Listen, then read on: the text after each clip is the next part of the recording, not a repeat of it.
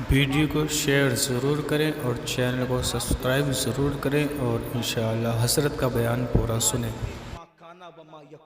اتنا روئے کہ روتے روتے داڑھی بھی آنسوؤں سے تر ہو گئی اور حضور کے کپڑے بھی آنسوؤں سے تر ہو گئے۔ سوال کیا تھا؟ آقا قبروں سے ہم کیسے اٹھیں گے، کس حالت میں اٹھیں گے، کس شکل میں اٹھیں گے، کس انداز سے اٹھیں گے؟ تو اللہ کے حبیب علیہ السلام پر اس قبر سے اٹھنے کی کیفیت جب حضور کو یاد آئی کہ امت کیسے اٹھے گی، حضور اتنا روئے صلی اللہ علیہ وآلہ وسلم کہ آپ کی داڑھی آنسوؤں سے تر ہو گئی، کپڑے آنسوؤں سے تر ہو گئے، اور فرمایا تو نے مشکل سوال کیا اور پھر جواب دیا، اے معاذ جب میری امت قبر سے اٹھے گی تو وہ 12 صورتوں میں اٹھے گی، 12 شکلوں میں اٹھے گی۔ قبر سے اٹھنے والوں کی 12 پوزیشن ہوگی۔ اب یہاں توجہ کے ساتھ سنیں، حدیث مکمل ہوگی، بات بھی پوری ہو جائے گی۔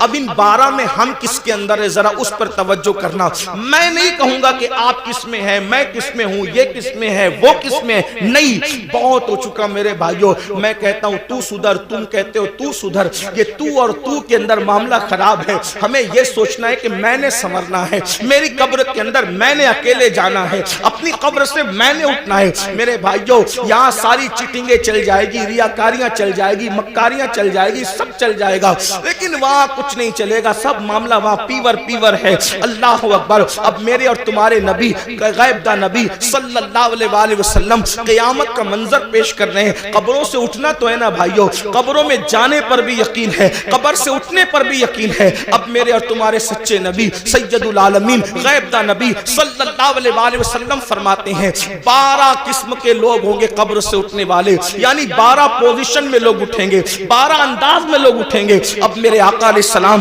پہلے شخص کے بارے میں فرماتے ہیں، اللہ حضرت سیدنا معاذ بن جبل رضی اللہ تعالی نے عرض کیا حضور بتائیں نا کہ کیسے کیسے لوگ اٹھیں گے؟ تو اللہ کے حبیب صلی اللہ علیہ وآلہ وسلم ارشاد فرماتے ہیں ایک ٹولہ قبر سے اٹھے گا، یعنی پہلا گروپ قبر سے نکلے گا۔ قبروں سے جو پہلا ٹولہ اور گروپ نکلے گا، آقا ارشاد فرماتے ہیں نہ ان کے ہاتھ ہوں گے نہ ان کے پیر ہوں گے، یعنی قبر سے نکلتے وقت، یعنی قبر میں جب دفن ہوں گے تو ان کا پورا وجود صحیح سلامت ہوگا، لیکن جب وہ اپنی قبروں سے اٹھیں گے تو ان کے ہاتھ بھی کٹے ہوئے ہوں گے، ان کے پیر بھی کٹے ہوئے ہوں گے۔ اللہ اکبر۔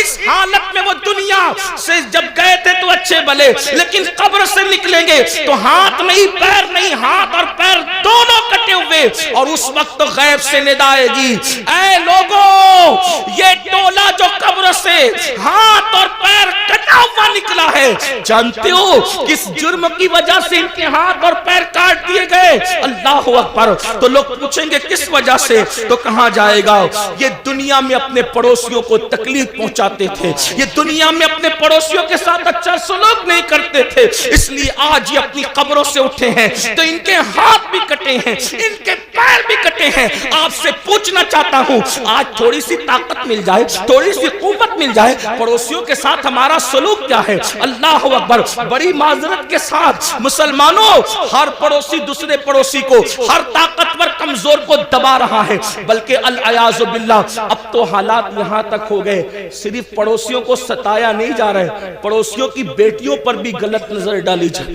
ان کی بہوؤں پر بھی اگر وہ کمزور ہے تو غلط نظر ڈالی جاتی، غریب ہے تو ان کی آبرو کا سودا کرنے کی کوشش کی جاتی ہے۔ مسلمانوں سوچو تو صحیح انجام کیا ہے؟ یہ دنیا ہے، دنیا میں کوئی روکے نہ روکے، کوئی ٹوکے نہ ٹوکے، کوئی جو چاہے جس طرح چاہے کر لے، مگر قبر ہے، آخرت ہے۔